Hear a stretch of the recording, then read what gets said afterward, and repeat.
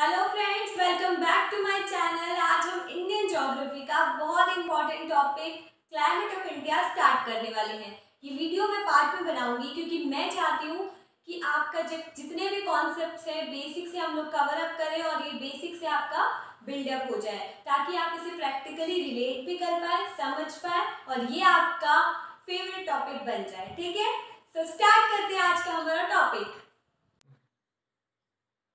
तो पहले हम देखते हैं वेदर वर्सेस क्लाइमेट। मतलब ये कि आप ये देखिए कि अगर हम दोनों टर्म्स यूज करते हैं क्लाइमेट और वेदर, लेकिन क्या आपको पता है कि इन दोनों में डिफरेंस क्या है? ये जानना आपके लिए बहुत इंपॉर्टेंट है। सपोज अगर हमारे यहाँ कोई आज के दिन में कोई बहुत ज्यादा रेन हो चुकी है तो क्या बोलेंगे हम कि आज वेदर रेनी है। ठीक है, लेकिन क्या हमारे यहाँ का क्लाइमेट रेनी है? तो नहीं, हमारे यहाँ का क्लाइमेट क्या है? मॉनसून टाइप ऑफ क्लाइमेट है, लेकिन आज का वेदर रेनी है। तो आपको अभी जो बोल रही हूँ मैं वो समझ नहीं आ रहा होगा, इसीलिए हमें क्या करना है, इन दोनों टर्म्स में डिफरेंस पहले बहुत अच्छे से समझना है। तो वेदर क्या होता है? एटमॉस्फेरिक कंडीशंस जैसे कि temperature, rainfall at a specific point of time. आज के दिन की बात कर रही हूँ, 1 घंटे बाद की बात कर रही हूँ, अभी जस्ट बात कर रही हूँ, एक दिन पहले की बात कर रही हूँ। मतलब वेदर जो है वो एक स्पेसिफिक पॉइंट ऑफ टाइम पर ही काउंट होता है।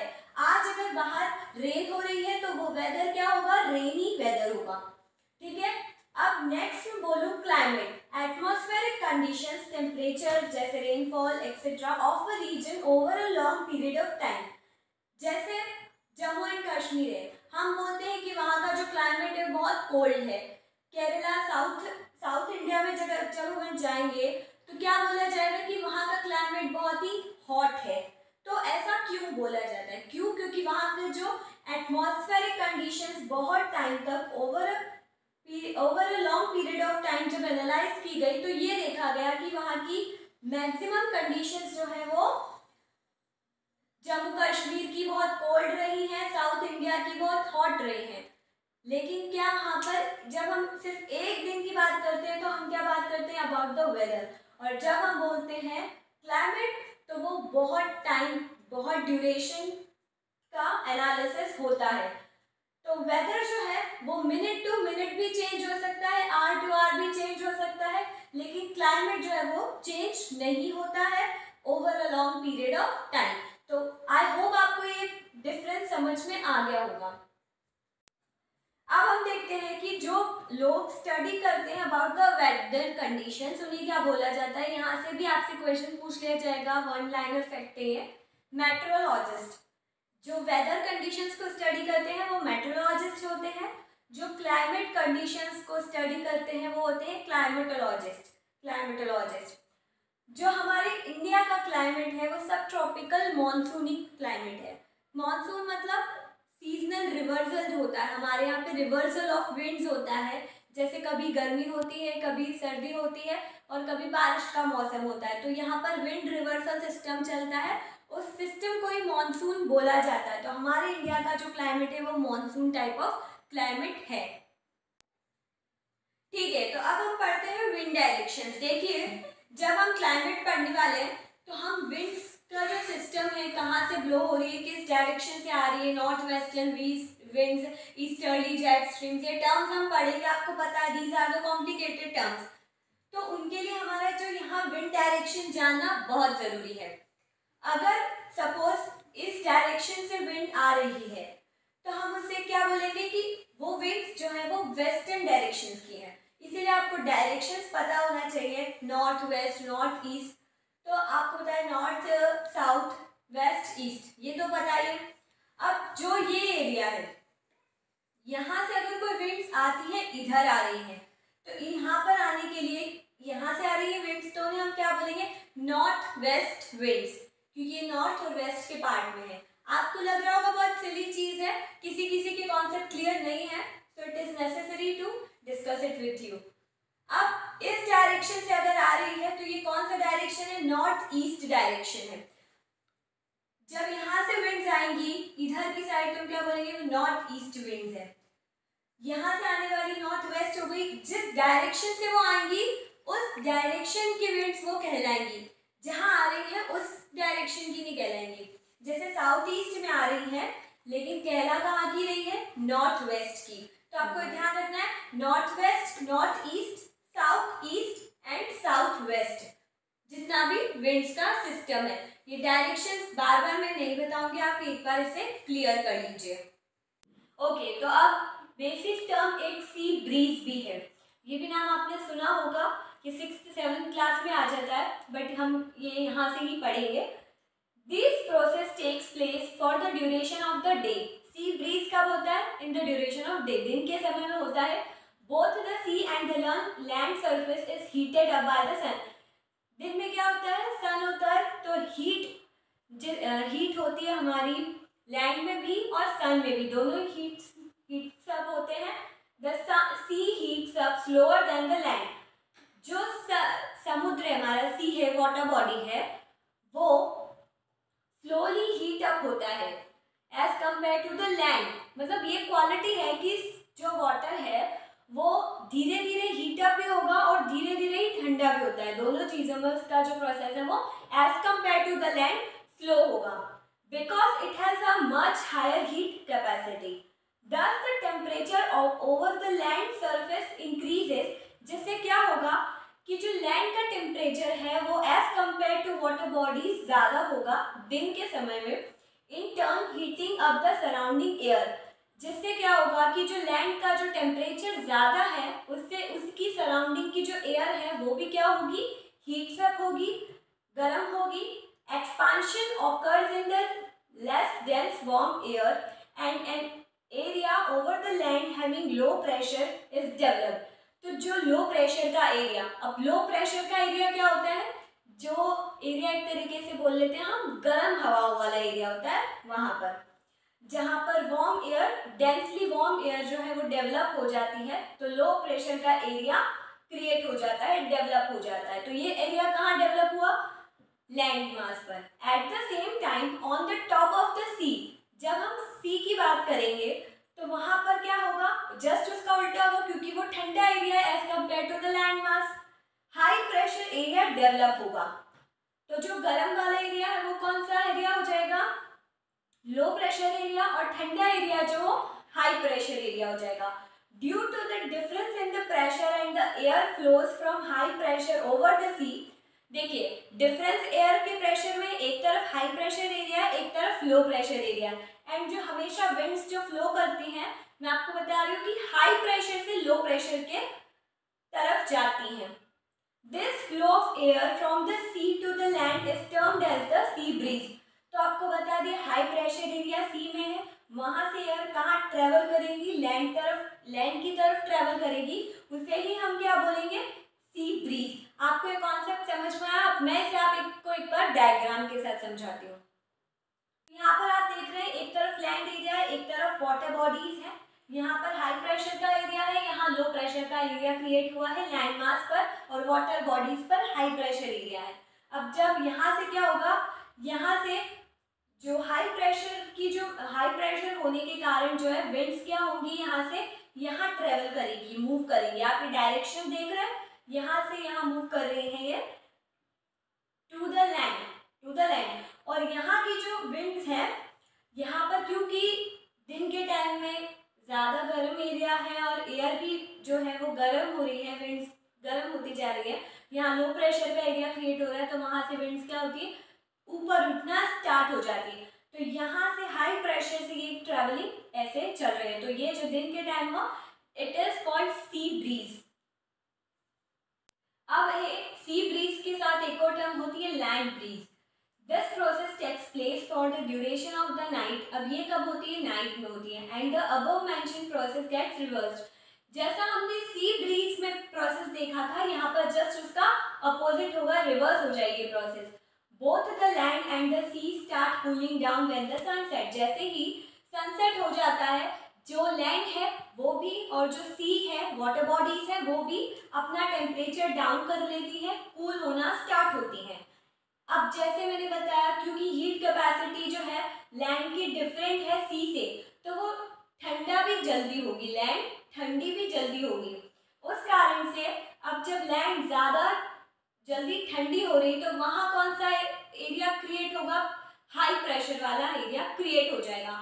एंड सी में जो टेम्परेचर क्योंकि हायर है as compare to the land, तो लो प्रेशर वाला एरिया अब कहाँ होगा क्रिएट, तो वहाँ ये सी पर होगा डेवलप, लो प्रेशर वाला। तो हाई प्रेशर वाला कहाँ है, लैंड पर है, जस्ट अपोजिट चल रहा है, और लो प्रेशर का कहाँ है, सी में है। अब यहाँ पर जो है एयर फ्लो करेगी from the land to the sea which is termed as land breeze. तो अब पहले सी से जा रही थी कहाँ, लैंड पर, सी ब्रीज में, अब लैंड से जाएगी सी पर इन द लैंड ब्रीज। तो अब ये जैसे आपको लैंड ब्रीज का डायग्राम दिख रहा है, ये लैंड है जो कि कूल हो रहा है एज कम्पेयर टू सी, बहुत ज़्यादा जल्दी कूल हो रहा है। अब यहाँ से क्या होगा, हाई प्रेशर का एरिया होने के कारण यहाँ से विंड्स ट्रैवल करेंगी। सी ब्रीज में आपने देखा था यहाँ से विंड्स ट्रैवल कर रही थी, अब लैंड टू सी ट्रैवल करेंगी विंड्स।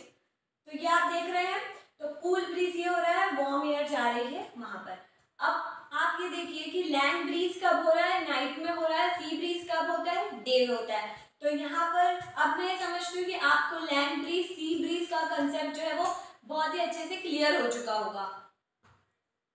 ओके, तो अब जो हमारा क्लाइमेट ऑफ इंडिया है वो आपको मैंने बता दिया था कि मॉनसून टाइप ऑफ क्लाइमेट है, मतलब रिवर्सल चल रहा है। मॉनसून का मतलब ये होता है कि रिवर्स में चलना है, सीजन आ रहे हैं, जैसे अभी हाई प्रेशर लो प्रेशर का एरिया था, ये भी रिवर्स हो रहा था ना, तो यही सिस्टम होता है मॉनसून। अब हमारा जो क्लाइमेट ऑफ इंडिया है वो मॉनसून क्यों है, कौन से ऐसे फैक्टर्स हैं जो हमारे क्लाइमेट को मॉनसून टाइप ऑफ क्लाइमेट बनाते हैं, तो उन्हें हम दो कैटेगरीज में डिवाइड कर रहे हैं।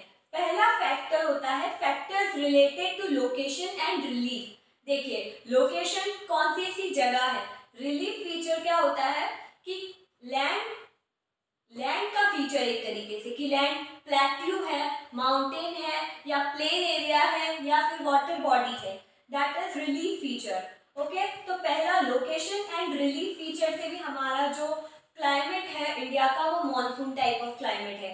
सेकेंड कैटेगरी में फैक्टर होते हैं एयर प्रेशर और विंड्स के अकॉर्डिंग, मतलब कि हमारे लैंड का जो टेम्परेचर है, कौन सा लो प्रेशर का एरिया है, हाई प्रेशर का एरिया है, आसपास का जो कॉन्टिनेंट है वहाँ से कौन सा प्रेशर का एरिया क्रिएट हो रहा है, एयर कैसी हो रही है, फ्लो, उस हिसाब से भी हमारा जो क्लाइमेट है वो अफेक्ट होगा। तो पहले हम लोकेशन एंड रिलीफ के फैक्टर्स को डिस्कस करते हैं। सो स्टार्ट करते हैं। पहला फैक्टर है लोकेशन एंड रिलीफ के रिलेटेड लैटिट्यूड। लैटिट्यूड आपको पता है जो लाइंस होती हैं, मैं आपको इसके बाद डायग्राम पे बता देती हूँ। मैप पे northern part of the India lies in subtropical and temperate zone and the part lying south of the tropic of Cancer falls in the tropical zone. जो हमारा इंडिया है उसका जो नदर्न पार्ट है वो कहाँ है, सब ट्रॉपिकल जोन में है, और बाकी जो पार्ट है जो ट्रॉपिक ऑफ कैंसर कहाँ से पास हो रही है, मध्य प्रदेश से, एमपी से पास हो रही है ना, इसके जो साउथ में जो एरिया आता है वो ट्रॉपिकल जोन में आता है। अब क्योंकि जो ट्रॉपिकल जोन है वो इक्वेटर के नियर है, अब नॉर्मल कंडीशन में इक्वेटर पे डायरेक्ट सनलाइट पड़ती है, आपको इसके बाद डायग्राम पे एक्सप्लेन करती हूँ, थ्योरी पहले समझ लीजिए। इक्वेटर पे डायरेक्ट सनलाइट पड़ने की वजह से वहाँ का जो एरिया होगा ज़्यादा होगा, टेम्परेचर जो है वहाँ का ज़्यादा होगा, इस वजह से क्या होगा कि वहाँ पर गर्मी ज़्यादा रहेगी as compare to the northern part जो हमारे इंडिया का है जो कि सब ट्रॉपिकल जोन में आता है।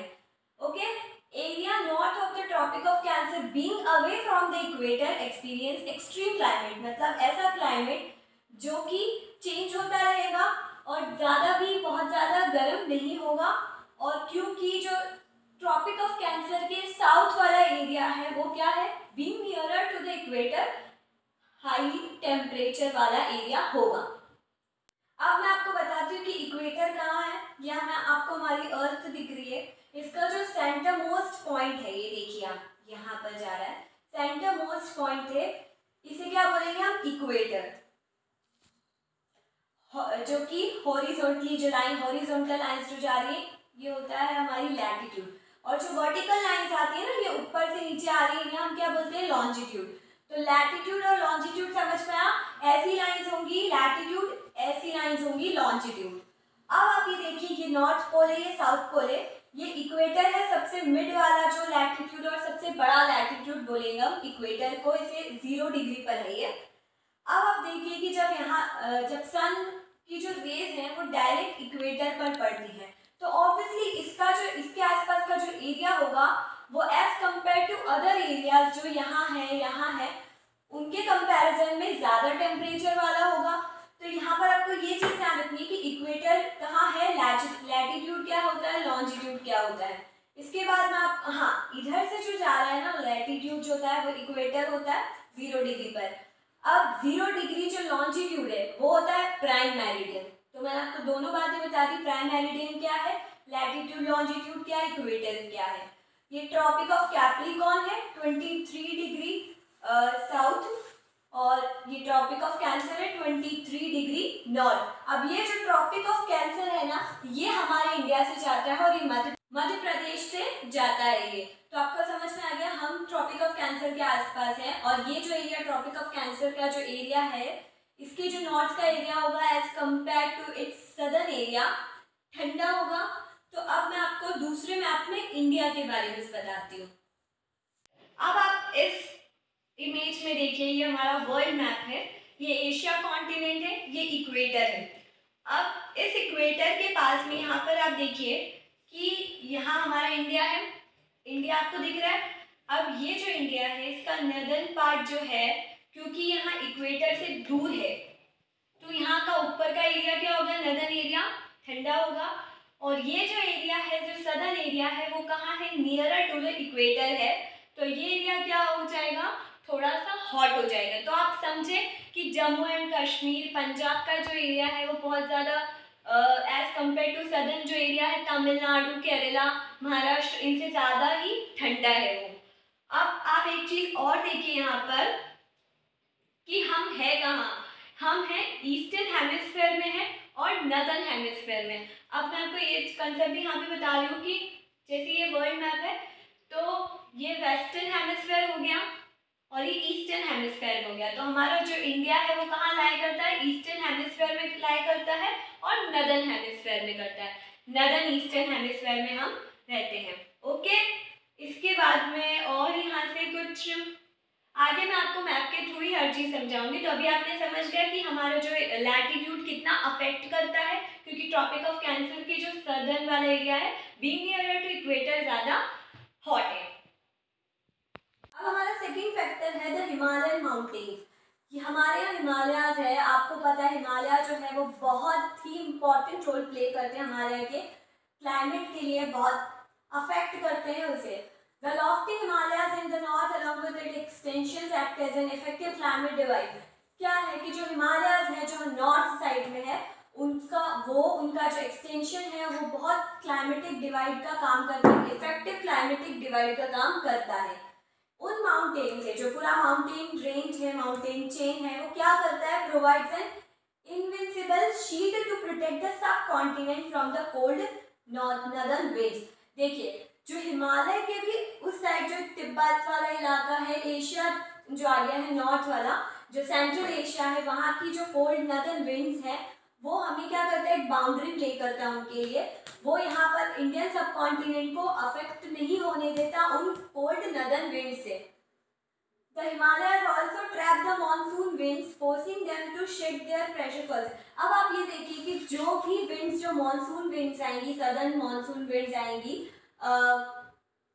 अरेबिक ओशन से, और एंड जो बे ऑफ बंगाल से, जो अरेबिक ओशन से जो विंड्स आती हैं, मानसूनिक विंड्स, उन्हें क्या करता है, हिमालय क्या करता है कि आगे नहीं बढ़ने देता, और हमारे इंडियन सब कॉन्टिनेंट में मानसून होता है, रेन करवाने का इम्पॉर्टेंट रोल जो है वो हिमालय यहाँ पर प्ले करते हैं। अब कैसे, मैं आपको मैप में बताती हूँ। अब आपको पहले मैंने एक टर्म यूज की थी, इंडियन सब कॉन्टिनेंट। जो हिमालयाज हैं वो सिर्फ इंडिया को ही नहीं, पूरे इंडियन सब कॉन्टिनेंट को इस चीज़ से अफेक्ट करते हैं, हेल्प आउट करते हुए। तो जो हिमालयाज ये आपको दिख रहा है, अब ये नेपाल है, ये इंडिया है। जो इंडियन सब कॉन्टिनेंट का, इसे मैं एक बार आपको बता दे रही हूँ कि सिर्फ इंडिया ही नहीं आता, उसमें पाकिस्तान भी आएगा, यहाँ पर हमारा लक्षद्वीप है, श्रीलंका है, बांग्लादेश है, और ये असम का इलाका जो है इधर हिमालयाज है, तो ये पूरा क्या है, ये इंडियन सब कॉन्टिनेंट है। तो आप ये ध्यान रखना है कि सिर्फ इंडिया नहीं, इंडियन सब कॉन्टिनेंट जबकि हम बोलते हैं तो वहां पर ये पूरा आ जाता है, वेस्टर्न हिमालयाज, ईस्टर्न हिमालयाज, पूरा एरिया आता है। देखिए अब ये जो है मैंने आपको बताया, ये जो है हिस्सा हिमालयंस का हिस्सा है, जो ये पूरा एक्सटेंशन हिमालय माउंटेन चेन का एक्सटेंशन है। अब क्या हो रहा है कि इधर जो तिब्बत के ऊपर जो एशिया, हमारा सेंट्रल एशिया, वेस्टर्न एशिया बोले, तो वहाँ से जो कोल्ड विंड्स आती हैं, हिमालयास क्या करते हैं, उन्हें रोक लेते हैं और उससे हमारे इंडियन सब कॉन्टिनेंट को बचा लेते हैं, इतनी कोल्ड विंड्स नहीं पहुँचने देते, एज अ बैरियर वर्क करते हैं, बैरियर। अब इंडियन ओशन से, अरेबियन सी से ये जो विंड्स जा रही है, मॉनसूनिक विंड्स, अब जब ये हिमालय माउंटेन से टकराती हैं तो ये क्या करती है, टकराकर ये वापस यहीं की यहीं घूम जाती हैं। अब यहाँ इससे होता क्या है कि जो रेन है वो यहीं हो जाती है, ये क्रॉस नहीं कर पाती। इसी वजह से हमारे यहाँ का जो क्लाइमेट है वो मॉनसून टाइप ऑफ क्लाइमेट है, उसमें इंपॉर्टेंट रोल प्ले करते हैं Himalayas, act as a barrier for the cold winds of northern Himalayas, और Arabian Sea and Bay of Bengal की जितनी भी मॉनसूनिक विंड्स हैं उनको रोककर यहाँ पर रेन करवाने का काम भी हिमालयाज करते हैं। अब है थर्ड फीचर है रिलीफ फीचर। द फिजियोग्राफी और relief of India also affect the temperature, air pressure की जिस जगह पर कैसा लोकेशन है, कैसा रिलीफ फीचर है, वहाँ की अगर सी है तो क्या एरिया है, कोस्टल एरिया है तो क्या है, प्लेट्यू है, प्लेन्स है, उससे भी बहुत चीज़ें अफेक्ट होती हैं। The windward side of the western Ghats and Assam receive high rainfall during June September where, देखिए क्या होता है कि जब मैं बात करूँ वेस्टर्न घाट्स की, आपको पता है वेस्टर्न घाट्स किधर है, वेस्टर्न घाट्स और असम, तो यहाँ पर हाई रेनफॉल होती है जून और सितंबर में। Where is the southern plateau remains dry, लेकिन जो सदर्न प्लेट्यू है, जो डेक्कन प्लेट्यू है, महाराष्ट्र का इलाका, तेलंगाना, यहाँ पर ड्राई होता है, सूखा होता है due to its leeward situation along the western Ghats, क्योंकि ये वेस्टर्न घाट्स के इनर ऑफ शोर पर रहते हैं। ओके, तो इस वजह से क्या होता है कि प्लेट्यू वाला इलाका है वहाँ पर ड्राई है मौसम, और जो घाट से मतलब कोस्टल एरिया है वहाँ पर क्या है, रेनी चल रही है। तो क्या है, अलग अलग टाइप का क्लाइमेट यहाँ पर मेंटेन है, सीजन्स मेंटेन है। देखो माउंटेन का इलाका अलग है, यहाँ का टेम्परेचर अलग होगा, प्लेट्यूज का अलग होगा, प्लेन्स का अलग होगा। अब ये जो प्लेन्स हैं अगर ये कोस्टल है तो इनका टेम्परेचर, इनका जो मौसम होगा वो भी अलग होगा, सी का भी अलग होगा। तो ये है अलग अलग रिलीफ फीचर, कोई माउंटेन है, प्लेट्यूज है, कोई प्लेन्स है, तो these are relief feature that highly affects the climate of any location. अब distribution of land and water, India is flanked by the Indian Ocean, हमें पता है तीन साइड जो है, साउथ में पेनिनसुला एरिया जो है वहाँ पर एक तरफ अरेबियन सी है और एक तरफ बे ऑफ बंगाल है, तो पूरा इंडियन ओशन से घिरा हुआ है। उसके बाद में नॉर्थ में अगर हम देखें तो कंटिन्यूस माउंटेन वॉल भी है हिमालयाज की। तो क्या होता है कि जो लैंड मास की जगह वाटर हीट्स अप और कूल्स डाउन स्लोली, बहुत ही कम टाइम, कम धीरे धीरे, मतलब जो है वो वाटर बॉडीज क्या होती है, हीट अप होती है और कूल्स डाउन होती है। इस डिफरेंशियल हीटिंग से जो लैंड और सी की जो डिफरेंशियल हीटिंग है उससे एयर प्रेशर जोन बहुत ज़्यादा क्रिएट होते हैं, मतलब लैंड पर अगर हाई प्रेशर है तो उधर सी पर लो प्रेशर होगा, ये रिवर्स चलता रहेगा। इससे क्या होता है, हमारे यहाँ पर डिफरेंट सीजन्स देखे जाते हैं, कभी विंटर कभी समर, और ये पूरे इंडियन सब कॉन्टिनेंट में ये सीजन्स इसी वजह से चलते हैं, because of the distribution of land and water outside और नियर टू द कॉन्टिनेंट। अब लास्ट फैक्टर है जो लैंड और रिलीफ फीचर के हिसाब से देखें तो एल्टीट्यूड। एल्टीट्यूड मतलब कि height, elevation. As we grow from surface of the earth to higher elevation, जैसे आपको इस डायग्राम में दिख रहा है कि जो प्लेन एरिया से जब हम माउंटेन पर चढ़ते हैं, आपने देखा होगा माउंट एवरेस्ट पर जाना होगा या हम कोई हिल स्टेशन पर जाते हैं तो वहाँ का टेम्परेचर डाउन हो जाता है। तो ये चीज़ क्या करती है, एल्टीट्यूड जो है वो भी टेम्परेचर को क्या करता है, अफेक्ट करता है। जैसे जैसे हम हायर एलिवेशन पर जाएंगे टेम्परेचर डिक्रीज होता जाएगा। इसके अलावा atmosphere gate heated from below. अब ऐसा क्यों होता है, क्योंकि जो लैंड सरफेस है, मैंने आपको बताया कि लैंड सब क्या होती है, बहुत जल्दी हीट भी हो जाती है, हीट भी हो जाती है और बहुत ही जल्दी ठंडी भी हो जाती है। इस सरफेस से भी क्या होता है, टेम्परेचर पर बहुत असर होता है, इससे हीट मिलती है। ओके, लेकिन जब हम हाइट पर जाएंगे तो वो लैंड सरफेस बहुत नीचे रहेगा, हमारा जो टेम्परेचर है वो ऊपर जाते जाते डिक्रीज होता जाएगा। So these all were the factors related to relief and the location. तो फ्रेंड्स, आज हमने एक फैक्टर्स पढ़े, हमने बेसिक्स पढ़े हमारे क्लाइमेट चैप्टर के लिए। आई होप आपको समझ में आया होगा। अभी नेक्स्ट वीडियोस में हम इसके आगे के फैक्टर्स जो हैं, प्रेशर विंड, सरफेस विंड्स, क्या असर होता है उनका क्लाइमेट पर, एल नीनो इफेक्ट, ITCZs क्या होते हैं, वो सब कवर अप करेंगे। तो जैसे मैंने आज बोला कि बहुत हम धीरे धीरे इसे चलाएंगे, क्योंकि बहुत टफ लगता है सबको ये टॉपिक। तो बेसिक्स हम क्लियर रखेंगे, आप इसे रिवाइज करते रहिए। सो तब तक के लिए बाय बाय।